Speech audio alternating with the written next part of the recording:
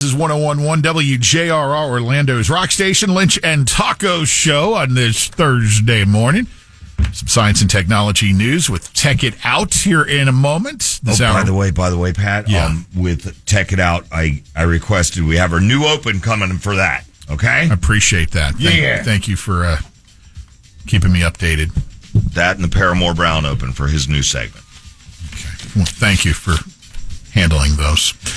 This hour is brought to you by our next Orlando Magic Mick Ultra watch party, which involves Earth Day birthday tickets this Saturday, 5 to 7. We're headed to Heathrow, Casey's Sports Bar, Taco. Right there, that Winn-Dixie Shopping Center in Heathrow. International Parkway in Lake Mary Boulevard. You know, the backside of it's the golf course. Well, anyway, we're going to be out there. Earth Day birthday tickets every half hour. Mm-hmm. Yes, we're also going to have some Magic gear, and that's not it. Mick Ultra gear as well. So join us this Saturday. A little night out with the fellas and the ladies. 5 to 7, Casey's Heathrow. We'll see you there. So Mark Zuckerberg was on the stand yesterday in a court in Los Angeles in this trial where class action has been brought against he and some other social media platforms that alleges they have intentionally hooked young people on their apps. He was on the stand for hours yesterday, insisting he has never ordered Meta to keep users, especially kids, hooked on its apps. This even as the lawyers projected his own emails on a screen a few feet away, where he more or less is demanding increase in screen time. Look, we're the new crack, okay? Right. Here's what we're going to do. Right. Hey, it's not a far stretch, the comparison you just drew there.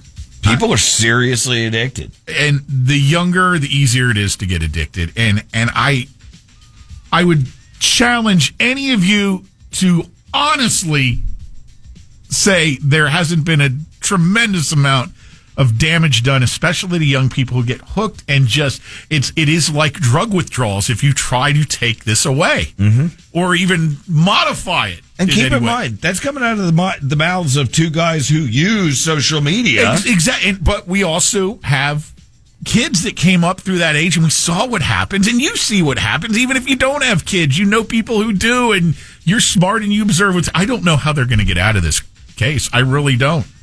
Me either. Because if you're on the jury in this, you're like, oh yeah, whatever. You're probably doing the jerk symbol while he's up there rolling your eyes. I mean, because even if you're on that jury and you don't have kids, you have nephews and nieces, That's what I'm saying. You've seen exactly.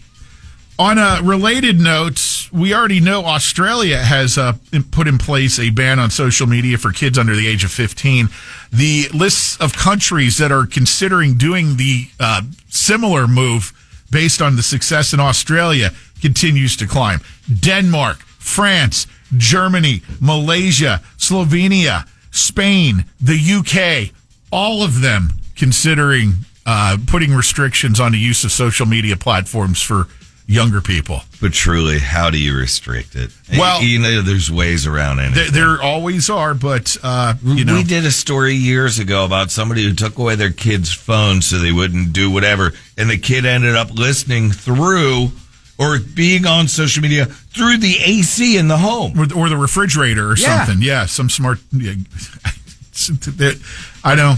It's the genie is out of the bottle. It's very difficult to put this one back in. What happened to the days when it was just a nice pack of Marlboro Lights? There's the guy who has a wheezing laugh now. Kawasaki has unveiled the world's first gas engine fueled by a 30% hydrogen blend.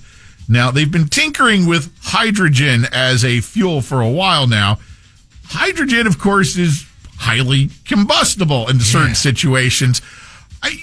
I don't want a little tank of hydrogen next to my Jimmy. I'm all for coming up with alternative and different types of ways of getting energy and fuel or whatever. I'm going to wait a little while on before I get in or sit on anything powered by hydrogen. Yeah, let's go back to the vegetable oil.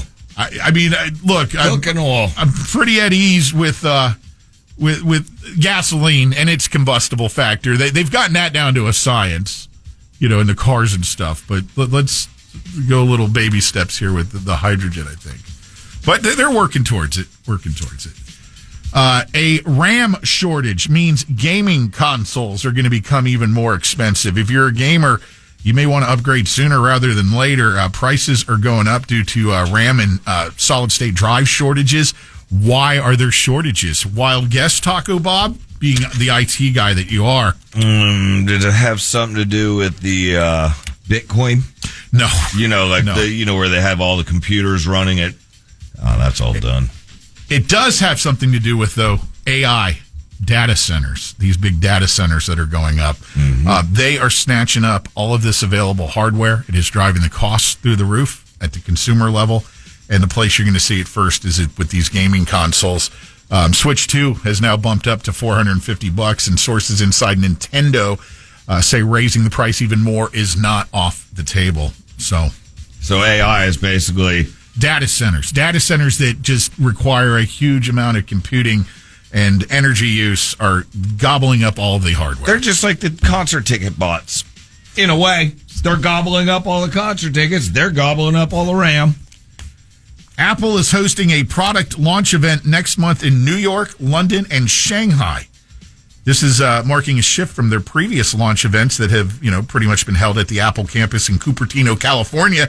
The iPhone maker calls the event a special Apple experience, and the launch invite says that this will be taking place coming up on March 4th at 9 a.m. Eastern, when they are supposedly going to be unveiling some new Apple products, including a new low-cost MacBook powered by the A18 Pro chip, a new M5 MacBook Air, and a bunch of other stuff.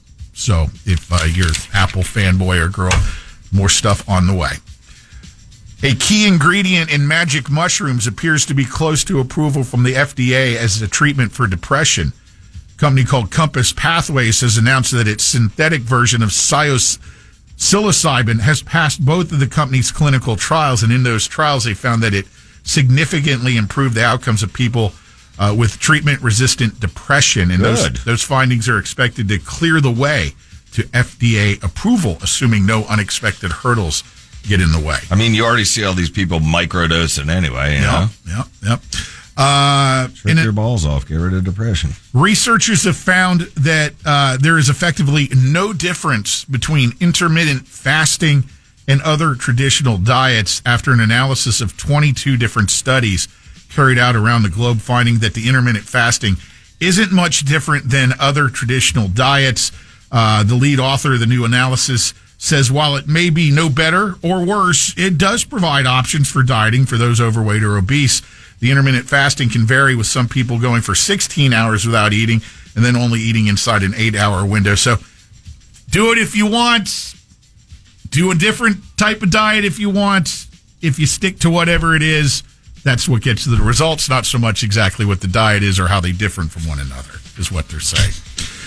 And then this is interesting. YouTube's first ever video that was uploaded from 21 years ago was just acquired by a museum in London. Do you remember what the clip is called? We've talked about it before in the show. I got it on first clip ever posted to YouTube. What was it? I know, but Me at the Zoo, it's called. 25-year-old co-founder Jawad Karim at the San Diego Zoo. So that's now in a museum in London. Me at the zoo in the monkey flinging poo.